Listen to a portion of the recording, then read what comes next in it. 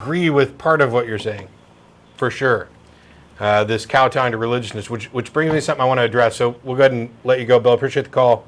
One of the things that I definitely wanted to hit, and this will only take a second. We don't want to just pick on Patrick. The whole point was to point out other things that other atheists have done, right, which we consider foolish. And by the way, we're expressing our opinion. Ellen Johnson, former president of the American Atheists, said, "We have the votes to be courted, but we're ignored. So we should flex our 11% muscle and stay home during the general election in November." You're a fool. Not in every way. Ellen Johnson and by the way, is a very smart lady. I don't think Patrick's a fool in every way. As I pointed out, the lawsuit that he had in California, I supported, and I think he should have won. Basically, they were using public funds to house and store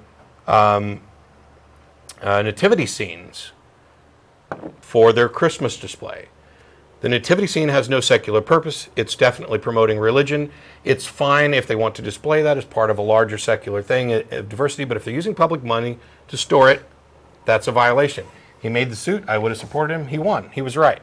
I don't think Patrick's a complete tool, no matter what name he calls me later.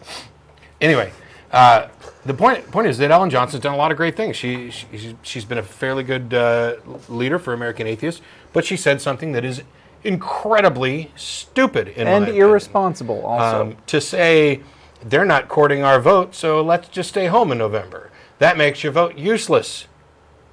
Shouldn't take too much effort to figure that out. Well, it's not just the act of staying home that is the problem here. When somebody with as big a megaphone as Ellen Johnson says, "Stay home, don't vote," to teach people a lesson, what it does is guarantee that the people who listen to Ellen Johnson, in many cases people who think like us, will en masse not, okay, if you think one of the candidates is just lesser of two evils, that's fine, but I personally think that you don't need to be facilitating the victory of the greater of two evils. All right? It's fine to make a political statement, but in the end, there's going to be one guy who you think is, there's going to be one outcome that you think is better or less bad. And if you've got a big megaphone and you say, all you people who think like me don't vote, that's just stupid. Yeah. It really is, and I know that there were a lot of people, including us, who were fairly irate when she did it. I don't know how much, if anything, that had to do with her being removed from position as president of American Atheists, but I think it's enough. And there were several people who were calling for her immediate resignation as president of American Atheists. While arguments from authority are fallacious, Russell's right.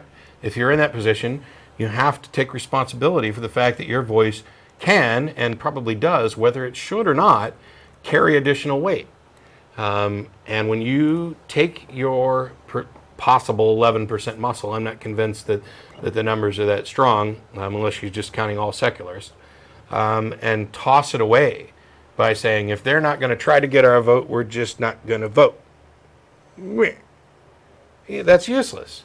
You sound just as childish as I made it sound. And what you end up doing is making sure that your 11% vote doesn't actually go to help you out at all. Because now nobody has got a need to court you, except for the guy who's losing, who may not be the guy that you're better off with anyway. But, as a reminder, after the show's over, it's 4:07 now, we're down here in about 20 minutes or so. We'll be going to Threadgill's on Riverside, the address up on your screen. Any atheist or atheist-friendly person is welcome to join us. Even Patrick could drive up to San Antonio and join us for dinner, because he's an atheist and he's atheist-friendly. We just happen to disagree on something, and rather than provide any evidence to support his claim, he just kept saying, it hurt my feelings. And somebody else thinks I'm right.